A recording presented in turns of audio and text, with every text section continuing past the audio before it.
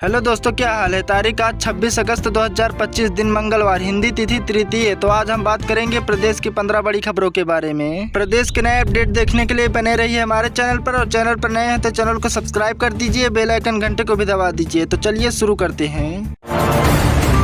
तो चलिए पहला अपडेट देखते हैं। सपा प्रमुख अखिलेश यादव ने भाजपा पर बड़ा आरोप लगाया है। लखनऊ में रविवार को प्रेस कॉन्फ्रेंस कर उन्होंने कहा, विधायक पूजा पाल को भाजपा वाले मार देंगे। उन्होंने कहा, मुझे समझ नहीं आता कि कोई सीएम से मिल रहा हो और उसे जान का खतरा हो। इस मामले में सपा गृह मंत्री को लेटर लिखा है, पूरी जाँच की जानी चाहिए। पूजा पाल जितने साल तक सपा के साथ थी तब उन्हें कोई जान का खतरा नहीं था।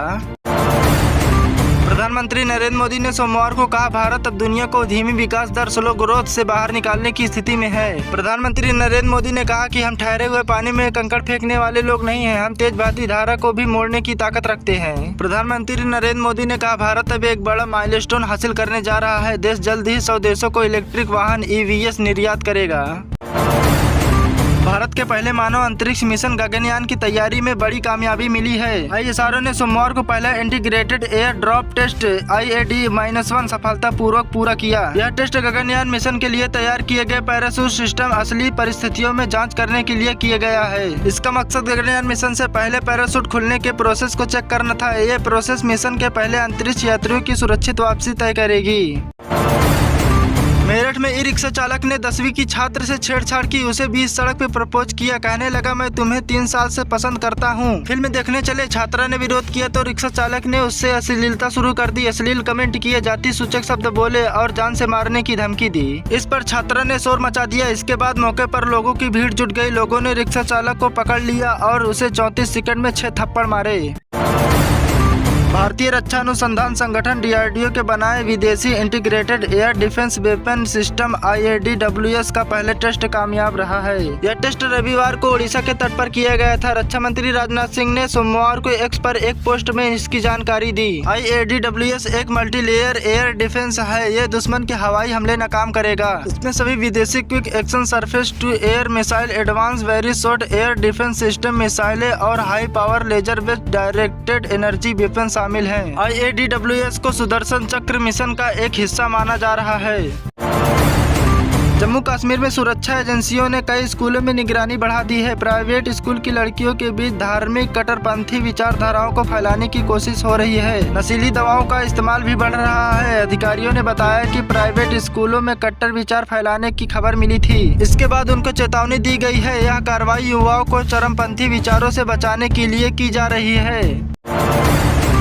BSF बॉर्डर सिक्योरिटी फोर्स की ओर से हेड कांस्टेबल रेडियो ऑपरेटर और हेड कांस्टेबल रेडियो मैकेनिक के पदों पर 1121 पदों पर भर्ती निकली है। इस भर्ती के लिए आवेदन की प्रक्रिया शुरू हो रही है। उम्मीदवार ऑफिशियल वेबसाइट पर जाकर अप्लाई कर सकते हैं। इस भर्ती का नोटिफिकेशन 16 से 22 अगस्त के रोजगार समाचार में प्रकाशित किया गया है। इसका फॉर्म भरने के लिए 10वीं या 12वीं पास होना चाहिए और इसका फॉर्म भरने के लिए आपकी आयु 18 से 25 वर्ष के बीच होनी चाहिए।